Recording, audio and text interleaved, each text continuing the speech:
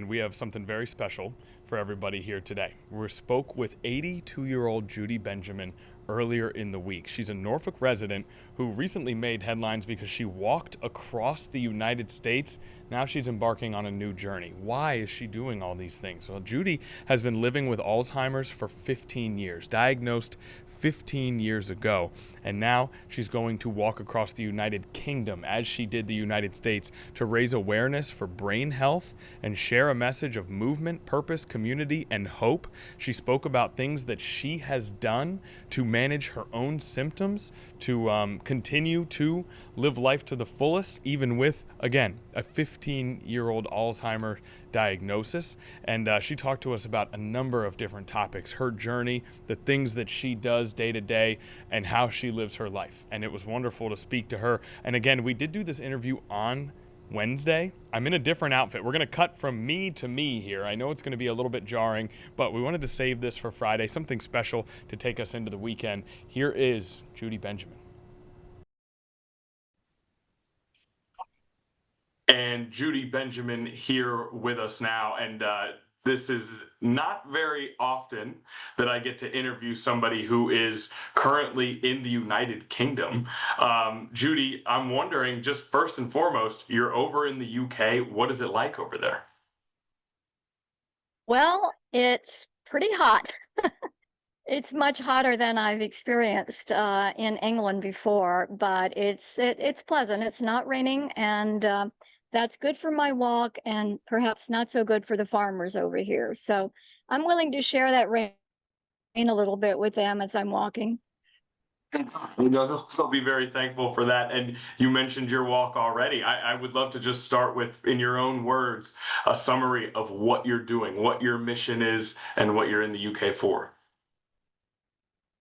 Okay. Well, I am in the UK to begin a journey, a little bit of an expedition from the end of the island, Land's End, to London, but I'm going by way of Dover and Canterbury.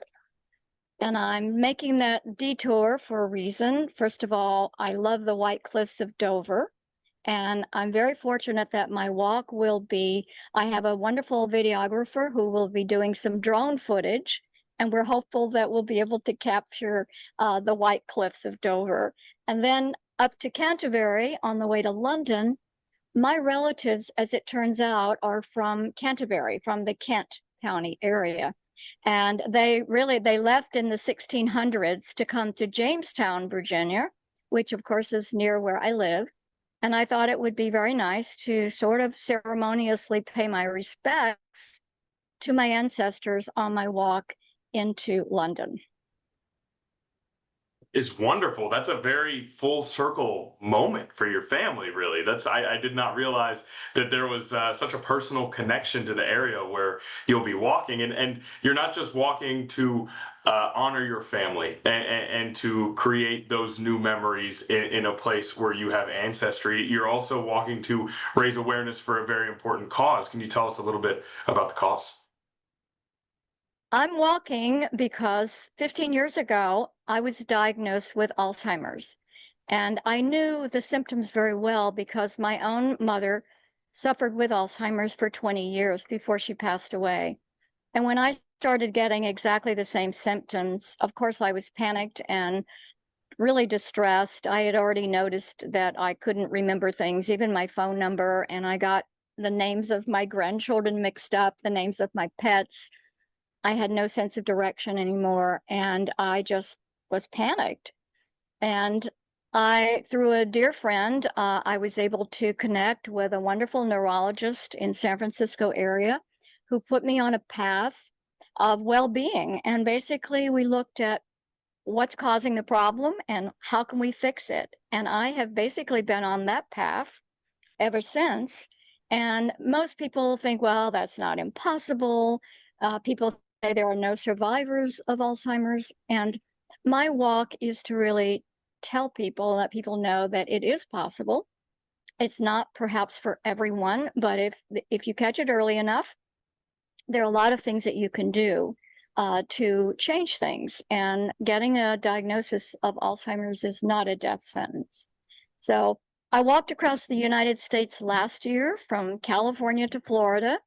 Took me 7 months and 10 days, and it was nearly 3,000 miles. And I did that at age 81, and this year I'm 82. So why not do it in England? So here I am. First of all, congratulations on walking across the United States of America. That is unbelievable. It's an incredible accomplishment. And I really just admire the fact that you put your mind to something like that and you were able to complete it. 7 months is a very long time. I want to dig into the walk to come and the walk that you've been on. But before that, I do want to go back before you met this doctor who was able to kind of set you on a path where you could do these things. Having seen your mom struggle with Alzheimer's, and then you notice the symptoms within yourself, you mentioned a sense of panic. I'm wondering, going even further into your mindset at that time, was there a glimmer of hope, especially since you had seen what the disease can do? What else was going through your mind as you started to realize that you were going to be dealing with the same things your mother did? Actually, I did not have any hope at that point because I had seen the struggle for such a very long time. My mother was a brilliant woman, a beautiful woman, a business person, and to watch her year by year decline in that way and to know what those symptoms were, that it was easy for me to recognize them in myself. And I was in despair. I really was at the rock bottom. And I've never been the kind of person who got depressed. I've always been optimistic. I still am. But I just thought, I know what this disease is. And I did not want to put my family through that. So I was quite desperate. I did not see any hope. And that was, remember, 15 years ago, there really was basically nothing. People said, get your affairs in order and go home, and that's it, you know? You hear about this doctor and an opportunity to maybe try something different. Were you immediately eager to dive in? Was there any hesitation, or was it a an absolute yes and a full commitment? It was a full commitment. There was no hesitation at all because I knew what my options were. And as soon as my friend suggested that I fly out to California and meet with Dr. Dale Bredesen, I said, I'm on, I'm going. And I fully committed to following a different path, to really figuring out first of all, what was causing this. And of course, we don't know enough about Alzheimer's. We don't know enough about the brain, but there are certain things we do know. A number of different things will cause an inflammation in the brain, and it causes the brain to develop this plaque and tau. And some people think that, it's Alzheimer's is caused by plaque, amyloid plaque, but it isn't. That's a symptom. It's like if you get measles and you have red bumps on you, the red bumps aren't causing the measles, the virus is causing it. So this is the journey that researchers are doing all the time, and they're making great progress. But at the time, there was absolutely nothing. So I just immediately said, I'm in, I'm going to do whatever I need to do. And that's what I've done.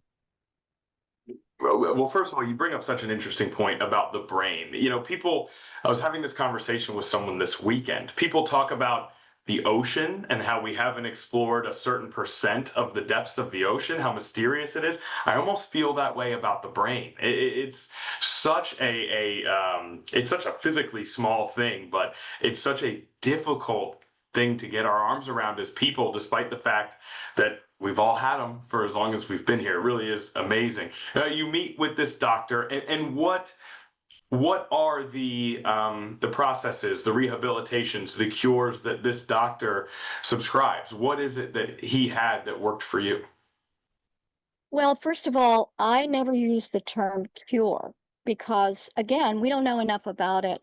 What I do say, and what his work has done for me and for many others, is remove the symptoms. So loss of your memory, poor direction, poor balance, all of these features, that executive functioning, being able to plan something and know the future, these are things that are lost when you have a cognitive failure, in particular Alzheimer's, and there are related neurological diseases to Alzheimer's. There's also Parkinson's and other forms of dementia, but something is causing that. And so the idea is, what is actually causing that? And so what Dr. Bredesen did, and again, I will credit there are other doctors who have also come along after that and doing the same thing, is we look at what is causing that inflammation in the brain, and it could be exposure to mold.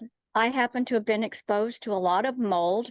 I lived in a beautiful old home, over 100 years old. It had mold all over it. And I never thought about mold as something that was harmful. But when I took tests to find out if I had mycotoxins in my body, it was really, really high on the scale. So my body had stored mold and I had to get rid of it. And I had to get rid of it in my home. I also had a lot of other issues that were not healthy for my brain, like lack of sleep. I used to pride myself on needing 3 or 4 hours of sleep a night. And I did that for years and years. I worked in a high stress field. I worked overseas for most of my career and a lot of times in conflict zones and post-conflict zones. So I was used to working really in stressful areas. And my body was constantly kind of in 911, waiting for something else to happen and not sleeping. And the other part that's really important is nutrition. Having good food that your body can use, and you can keep your body going by having good food.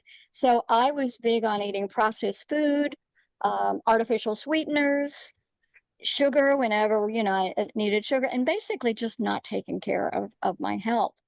So high stress, no sleep, very little sleep, poor diet, mold exposure, and I also had my hormones in my body were all off. My thyroid wasn't working properly, and all of the hormones that we have, the estrogen was zero.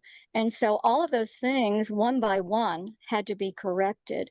And the procedure that Dr. Bredesen follows is to normalize, to optimize our body functions in more of the way they're meant to be. And then when you get to that state and you're optimized, your body has a chance of healing itself. So I don't say that I'm cured. I say my symptoms are all gone. Now, did they all go in the first month I was doing this? No, of course not. It takes years and years and years for your brain to get to the point of not functioning. So it's obviously not going to be overnight for you to change that, right? And so I, one by one, I started immediately, cleaned out my kitchen cabinet, started buying real food like fresh vegetables and fruit, and staying away from processed food, and started to eat better. And I started to work on my sleep.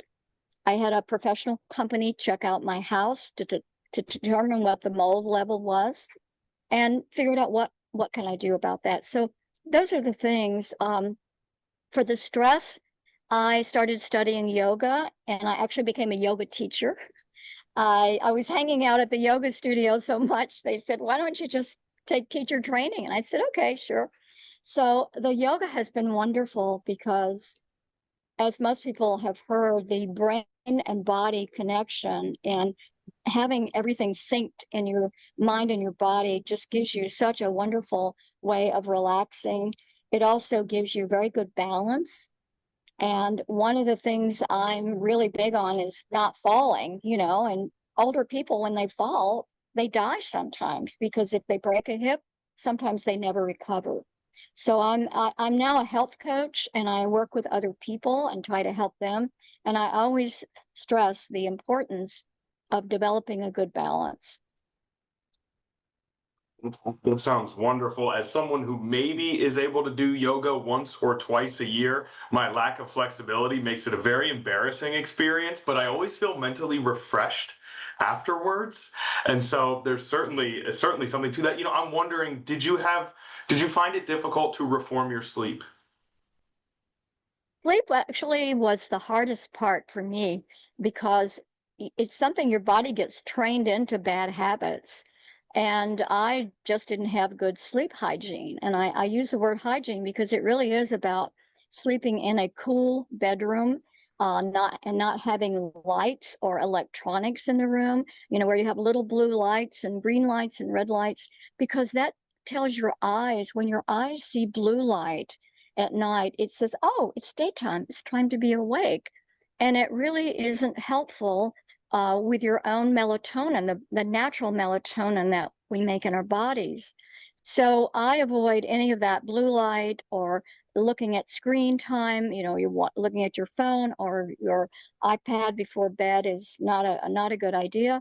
Of course, you can wear blue light glasses or things you can do if you really have to be on those things. But cool bedroom, quiet bedroom. I started wearing a sleeping mask so that it really, out everything.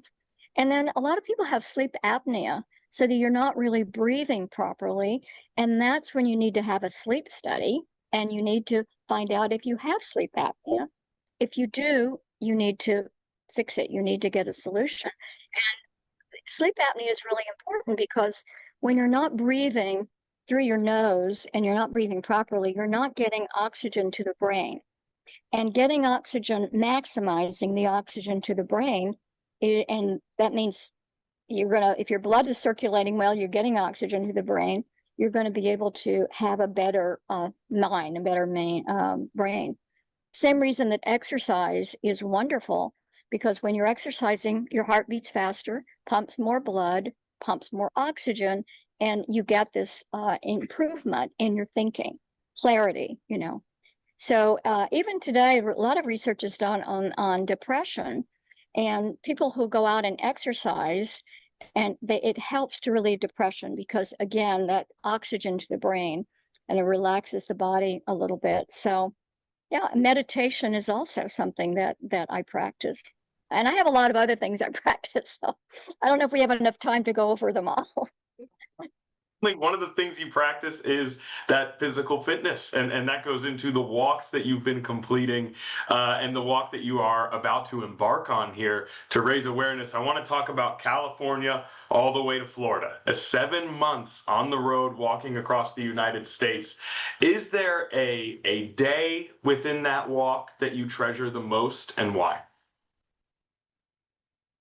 There were so many special days. It's really, really difficult to pick one. I'll reach in and just grab one. I was walking through this very small Texas town. It looked like the movie set for Ghost Town because it was literally unpaved street, very small buildings, some of them boarded up. And as I was walking along, this older gentleman walked up to me, and he had on a military, a Marine and symbol on his cap. He came over and he said, "Where are you going?" And he said, "I saw you walking on the road yesterday, and I drove my car, and it's miles and miles ago. Now I see you today. Where are you going?" I said, "Well, I'm going to Florida." And he looked and he said, "Can I buy you a bus ticket?" So I thought he was so sweet to offer a bus ticket, and I declined the bus ticket. But he reached into his pocket and he pulled out a little star, and it was the star that gets sewn on uniforms or on a flag. And he said, this star is from the American flag, and I want you to have it and keep it with you just to remember, the American flag, and remember that I gave this to you." So it was a very special day. I really treasure that. But there were so many wonderful experiences every day. I'd get up and say, "I wonder what's going to happen today." It was just beautiful. And beyond the fitness, beyond the awareness that you're raising, I would imagine it's also this grand adventure where, as you said, you meet all of these different people from all of these various cultures and states and backgrounds. And like the gentleman you mentioned, I love how he said, "Well, surely you don't have to walk to Florida. We can get you a bus. We can get you a plane ticket or something." That's wonderful. And I would imagine having this experience in the United Kingdom is going to provide a similarly enjoyable adventure, but in such a different way. Do you have expectations for what you're about to embark on? Well, I have some, but I do expect that I will be received very well by most people because that's already happening. The generosity of people in England already shown to me, just people I don't even know or didn't know. I know them now. For example, a one woman who runs care homes in England, she has four of them, for people with dementia onset at an early age. So her people in her homes are in their 40s and 50s, not in their 70s and 80s. So I met up with her through another health coach through our network, and she generously made £1,000 donation to my walk, to what we're doing. And she said, I don't want you sleeping on the side of the road. I want you to sleep in a hotel. So that was so kind of her.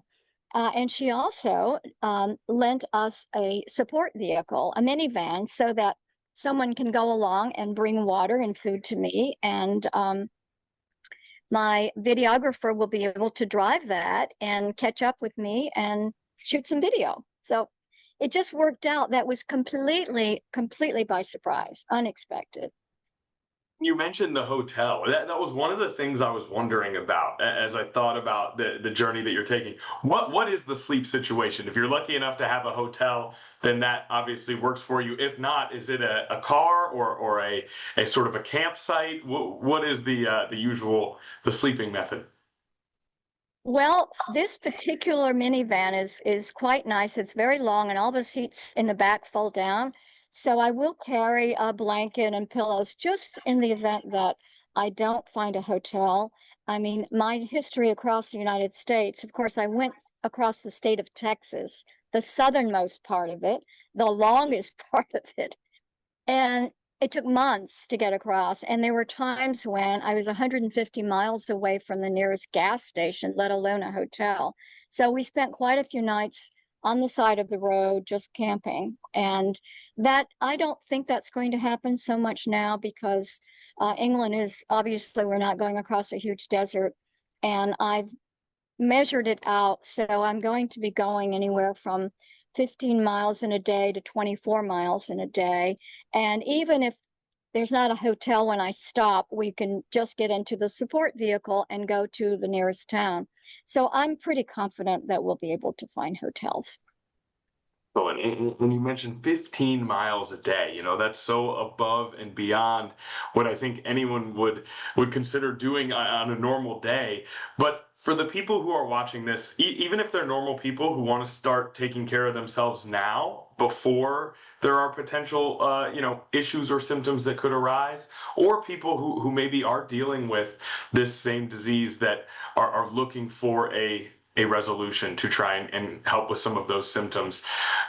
I know that people can want so badly to do all of those things, to meditate, to work out, to get good sleep, to eat the right way. They can have every ounce of desire to do those things, but it's still, I mean, I struggle with this. It still can be difficult to get up, get out the door, and go do it, or to get in the bed and leave the phone in another room. It can be difficult to actually put into action even the things that you want to do so badly. Do you have any advice for people who struggle with the motivation aspect of this? If a person's interest is avoiding Alzheimer's or avoiding decline in general, a health decline, I believe that your good, what you want, has to be more important to you than your present state. So, in other words, your comfort level of not going out for the walk or not going out for the run or to the gym has to be less important than your desire to have optimum health.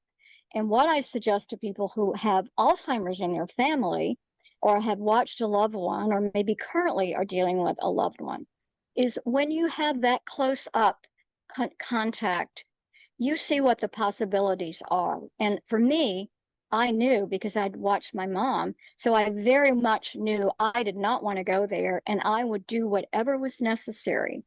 And that's the difference.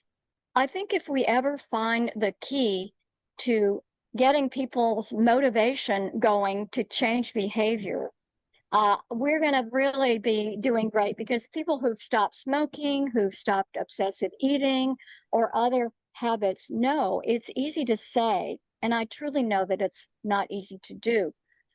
But when in the case of Alzheimer's, I've recommended sometimes my clients to go and volunteer time at an Alzheimer's care center and watch and see what those people were lawyers, doctors, home nurses, and they're now sitting in a chair and they can't speak and they don't recognize their children.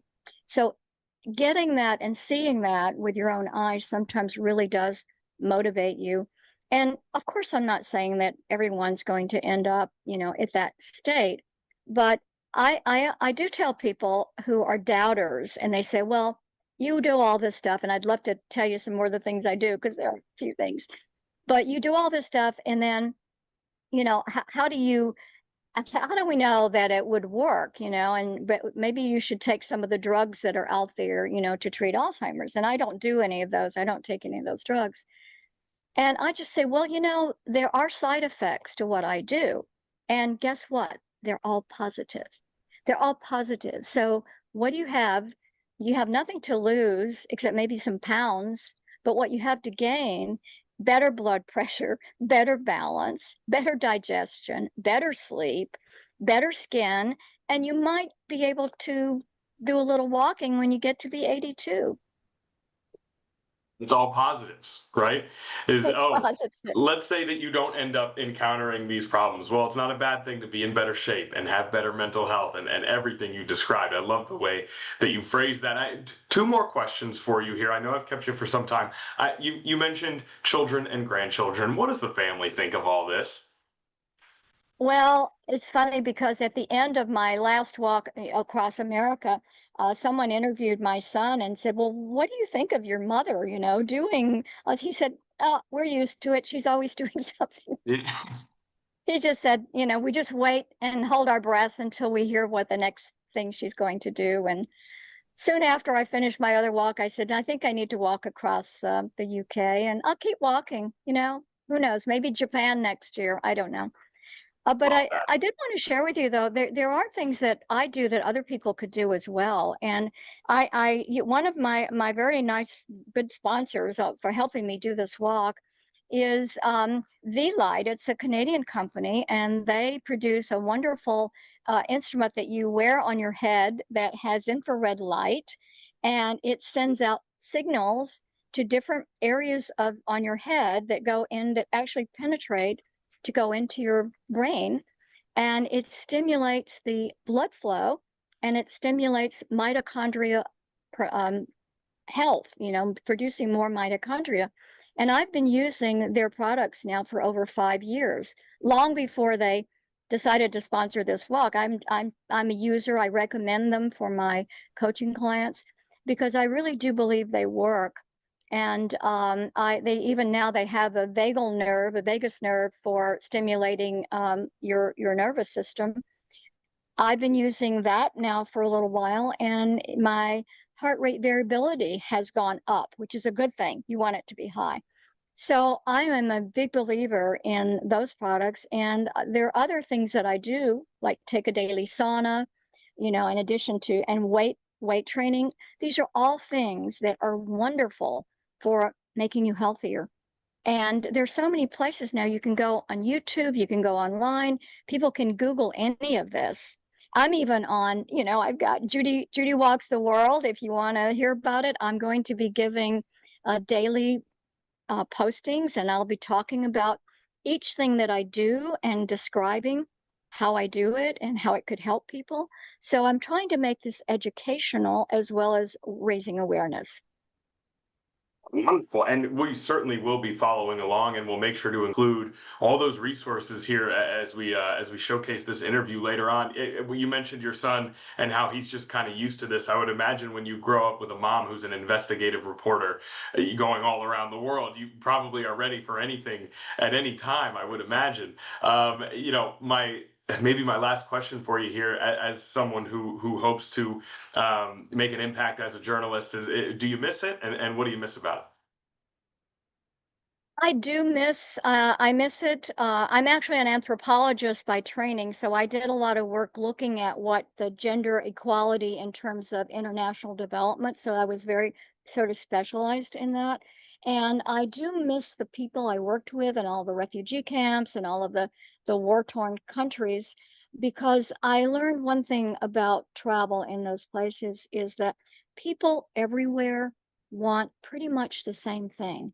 They want healthy families, they want food on the table, and they don't want to be at war. They want peace.